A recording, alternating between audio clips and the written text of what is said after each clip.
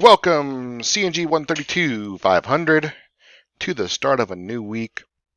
Participation last week looks very, very good, and that should be expected for this course. This course is usually one of those tougher courses because there's so many different topics that we cover in the book compared to another course. You may look at another course and see that you cover close to the same topics, but in securities, since there's such a wide, um, broad, I don't know what you want to say, um, so many theories to cover, that this is like one of the most difficult courses. You got to know a lot more, and nothing really. It doesn't build on everything until the very, very end, to when it kind of all comes together and you say, "Oh, this is how it all works together." This week, one of my most favorite weeks, or I should say one of my most favorite chapters, social engineering, malware is what we talk about this week.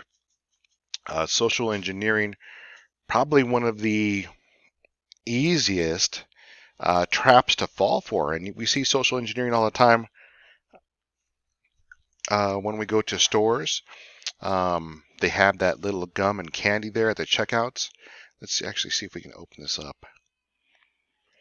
They have the gum and candy there at the checkout aisles, for you to purchase a little bit extra, um, on your way checking out. Um, let's see where else. If you're as soon as you drive up to a restaurant or drive-through restaurant, and somebody asks, "Hello, would you like to try this?" They are warming. That's a I would say an attack. That's social engineering you to, put the thought in your head. Yeah, okay.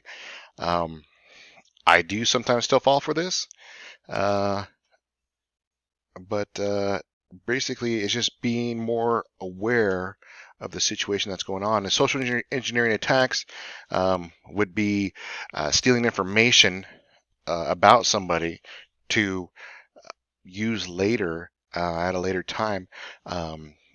This Super Bowl Sunday weekend, we had almost a perfect class time for this.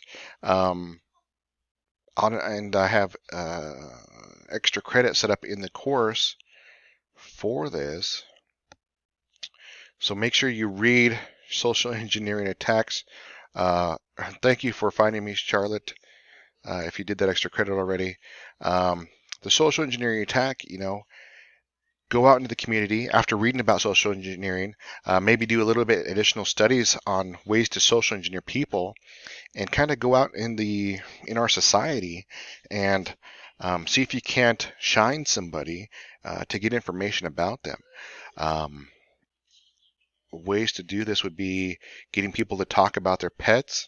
If you let me do another search over here, and we'll say top security systems. No, I want questions. There you go. So here's the most common security questions, and perhaps you have like a checklist on your phone. Perhaps you already have these in there. What's your favorite book? Get somebody to answer that. Perhaps an easy one to lead to that would be like the bookstore. Um, what was the first company you worked for? That one can probably be done anywhere. Where did you meet your spouse? Probably anywhere. Where did you go to high school? Anywhere. What was your first pet? And that could lead into like, perhaps a series of pet names. All you need to do is get that person friendly to you, and they open up and start to be more freely about this information. I've had people go to dog parks and start up conversations like, what's your dog's name? What's your favorite pet? And then what was your first pet's, and your first pet's name? Um, so very, very easy to do, and that's why it's still around. Basically, social engineering is just ways to manipulate the human factor and get answers that way. So make sure you participate in the extra credit. Basically, just post what you got them to answer to. You don't have to post the answers at all. Just say, yeah, they answered what their favorite book, they answered where they lived.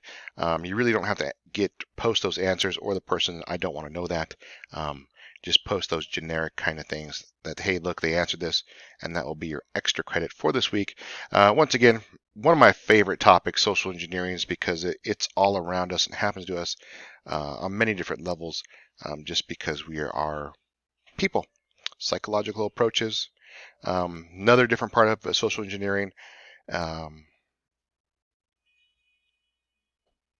And I think that's about it for this week. You guys have a great week.